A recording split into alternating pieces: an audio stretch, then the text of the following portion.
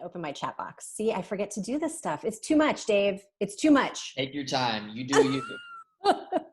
The last time that I saw you, we were at Legoland. Oh, wow. Sitting in a room with Jackie Chan, opening a bag of a minifig was in it, but we didn't know what it was going to be, and it went everywhere. That sounds about right. And this still seems a little weirder than that. You and your home and me and mine. I don't know. I do remember that press tour at Legoland being a little strange. And so it's saying something that this is stranger. Right. I do have to tell you, I loved this movie. I'm not just saying that. It was so original. It was so smart. There was such great character development. And then being from the Pacific Northwest, I kind of loved that you were on the Oregon coast for this movie too. Amazing. Where are you from? Well, I live in Seattle. Right. Got it. And we just vacationed on the Oregon coast, a little bit north of where you were. But why did you choose the Oregon coast? For a couple reasons. So first off, it's so stunning there. Like you're looking out at that coastline and it feels like you're in like Ireland or something. You can't believe it. But so obviously the house is a very important character in the film. And so we wanted to find the perfect place. And so we did a really extensive search and we found this house in Southern Oregon on the coast in this little town called Bandon.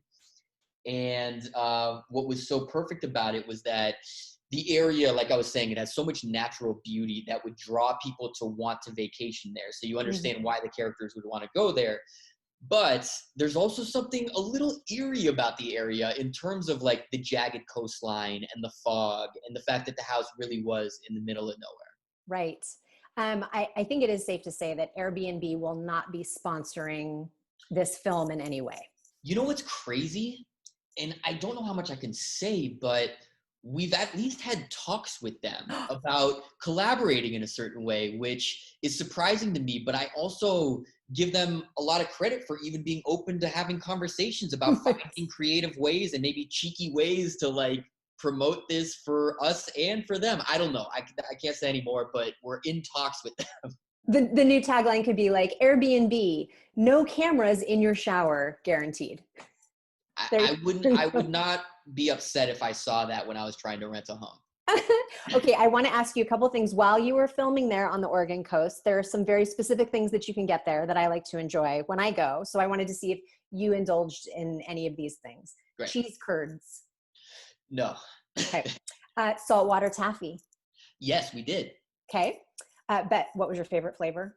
Everyone has one? Ooh, I can't remember. I mean, Let's go with strawberry. Sounds great.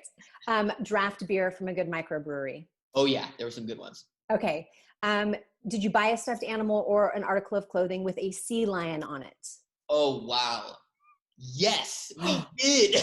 Really? Oh my gosh, what did you get? Alison, like one of her favorite sweatshirts has, I don't even know what it is, but it is what you are describing. Yes, I can't pinpoint what it is, but yes, it is one of her favorite sweatshirts. That is fantastic. We do have to talk about that. I mean, directing your wife is like... you want me to finish the sentence? Yeah, what comes to mind? It is like a dream come true. She is, I've obviously known how talented she is over the years, but being in a position where I was able to just be on the other side of the camera and really watch everything she's doing, she's one of the best. She made my job so easy, where she just has this really unique ability to balance heavy drama with moments of levity, sometimes within a single scene. And so it was just really fun to just kind of watch her navigate back and forth in this really seamless way between these conflicting emotions, and not everyone can do that. And then on top of that, it was just nice having her there with me. Just like the comfort of having someone who knows me so well and who knows how much of a perfectionist I am and how much I get in my head about things. And so she was there just to kind of like remind me of like, we're doing good work, like get out of your head, like everything's going great. And so that was invaluable. Okay, last quick question, because I know we are almost out of time, but I know you're a big fan of the horror genre in general. So other than The Rental, what is your favorite horror movie if you had to pick one? I had to pick one. I know it's so hard. That's brutal. I mean, Honestly, the one that I could watch over and over for the rest of my life is The Shining. And I know that's Same. probably the top of everyone's list, but there's just so much there. And every time it's on TV, I can't help it. I have to watch it. But there's a bunch of others that I'm just going to list that are smaller that people should watch. Okay. Good Night, Mommy. It's an Austrian horror film. It's so beautifully shot, great acting, and like takes you in places you don't expect.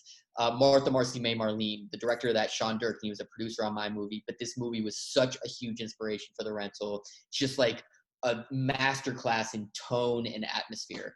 And then Blue Ruin, which is more of a thriller. Martha Marcy May is also a thriller. Blue Ruin, a thriller, tiny movie made for maybe under $500,000, and just again such beautiful shots where and just like amazing acting, and the first like third of the movie is like nearly a silent film but somehow manages to be one of the more tense setups I've ever seen in a thriller. Blue Ruin, Martha Marcy May Marlene, Good Night, Mommy. And The Rental. And The Rental, July 24th. Thank you so much.